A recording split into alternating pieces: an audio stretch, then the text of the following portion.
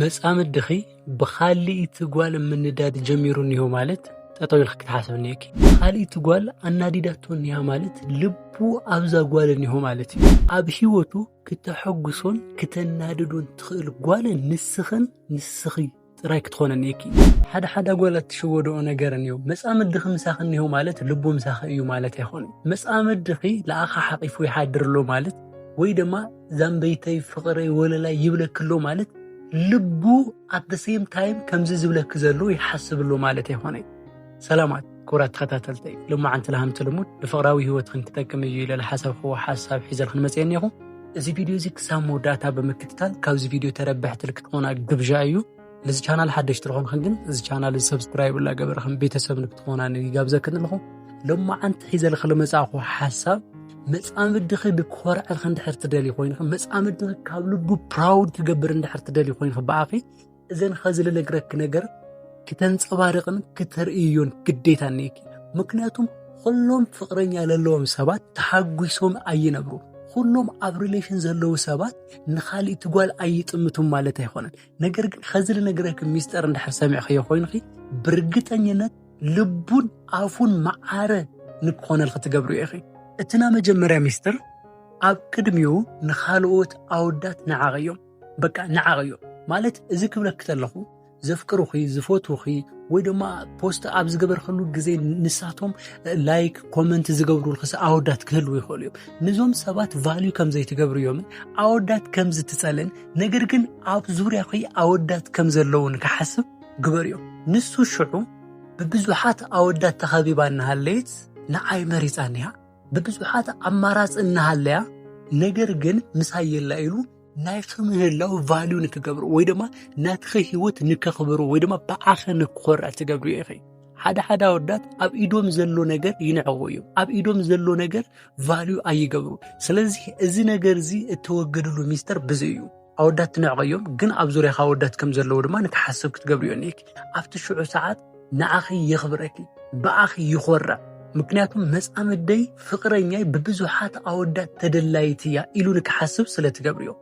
እቲ መበል ካልኣይ ድማ ኩሉ ግዜ ፍቅረኛኡኹኒ።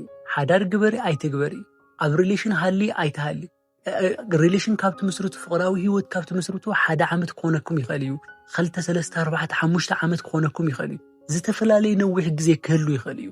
ኣብዚ ማእኸል እዚ ግን ተጋጊኺ ከም ሓፍቱ ኣክት ከይትገብሪ። ሓደ ኣወዳት ኣለዉ ንሳ ማለት እነ እያ፣ ንሳ ማለት ሓፍተ እያ፣ ንሳማ እዚ እቲ ብጣዕሚ ዝኸፍን ሪሌሽንሽፕ ዝጎድእን ሓደገኛ ዝኾነ መንገዲ እዩ።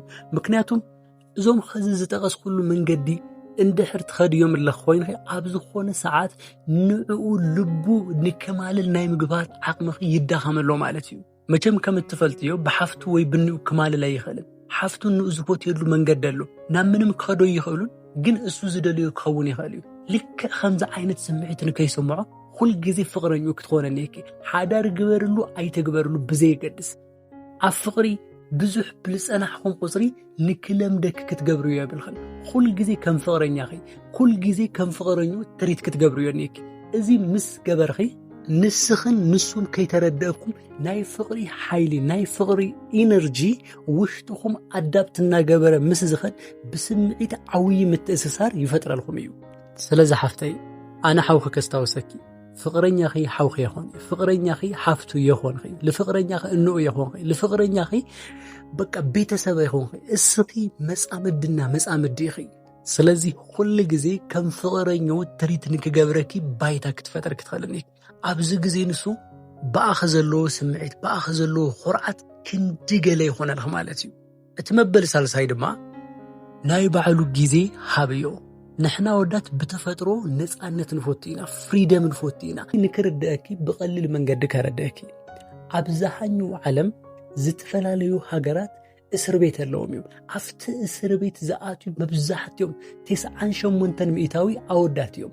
ምክንያቱም ወዲ ኩል ጊዜ ነፃነቱ ክምንጠልተሎ ሞራሉ ይስበር፣ ዓብዪ ቅፅዓት የሕልፍ ሪኺ። ስለዚ እዚ ነፃነት እዚ ክትህብዮ ተለኺ ብጣዕሚ ንዓኺ ንክግዘአልክ ትገብሩ ኢኺ።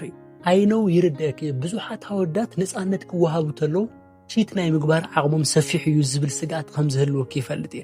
ነገር ግን ሪኺ ትፈልጥ ዶ ሓደ በላሕቲ ሰባት بغلخاسيا أنو حبي الخا أسرى لبهلا بهلا تفلترو أنو حبي الخا أسرى مالت نابز دليتو تخد نجرجن اتاج عفاجن أبيد خا جبرة نسخة أبزيت إن الله بوتا عفا أسرى مالتيو لك خمس نسخون نتمس عم الدخنس عن نتابيو نجرجن بوش تخن بأمروخن جد كتقوس أريو كتخلنيكي إذا كتجبر تلاقي كل تناجري ختترفي اتقدم أي نجار تشيت نكى يجبر برة عسل لقي اتمبل خال أيدما ناس أن توصل ذهب خيو ناس أصل جبر خيو بآخر خرعن بعلو علتو كم زخون خنك سمعات جبر يا أخي ودي من نجار هي خي تحجسي باي ذا واي من نجار تجبر خلو من عين الستوتات هاب خيو كحجوس الخي خلل اتعوي محجوسيو ناس أن تويو كم زك كتجبر تلاقي بعويو ناي عرس متأممان ما ننتخي بسفح تنصبار غيو الخي سلزة حفتي إذا خزين ناس أن تهابيو لبلك له سلست 4 بنفيت اليوم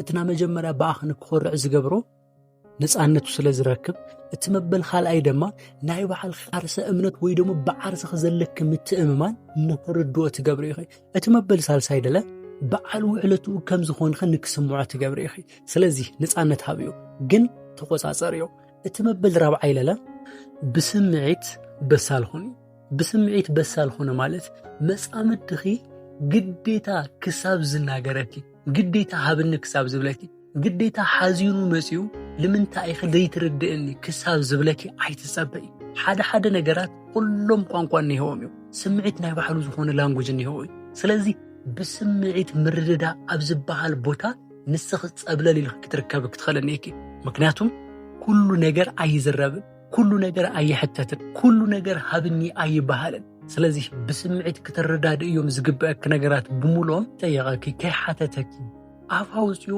አምንጋር በጽሕኒሁ ማለት በቃ እስኺ ናይ ስምዒት ምርዳ ዓቕምኽ ብጣዕሚ ደካማ እዩ ማለት እዩ ስለዚህ ከይጠየቀኪ ከይበለኪ ስምዒቱ ተራዲፍ ተናቢብ ነገራት ናይ ምስትፋል ዓቕምኺ ከተዳብርኒ ኣብትሽዑሱ አነኮ ናልበ ያተርደለይ በቃ كم أزبلت قال كركب يخل كي طيق هو أندرستاند تجبرني كي بق منم كيو أنا نرد هذا عينة قال يعني هاتني إلو بآخنك حبنا بآخنك خرعن لبو الدربين كبله تجبروا يا أخي أتمبل حمشاي دما تناي موداتا منم نجر كم تخيل إنك حاسب جبريو هو حدا قالت بزوج جزين تحريفي بزي بآخك نبري خالن بق كباخة تتفلي هو الماتي عينة ነገር ለራመዳ ብዙሓት እየን እዚ ነገር እዚ ግን ኣብ መጻምድ ድኽ ዲፔንድ ከም ዝገበርኽን ጽግዕተኛ ከም ዝኾንኽን ካብኡ ዝተፈለየ ህይወት ከም ዘይብልኽን ንሱ ኣማራጽን ክሓስብ ካብ ምግባር ሓሊፍኺ ምንም ዓይነት ተትርፍሉ ህይወት የብልኺ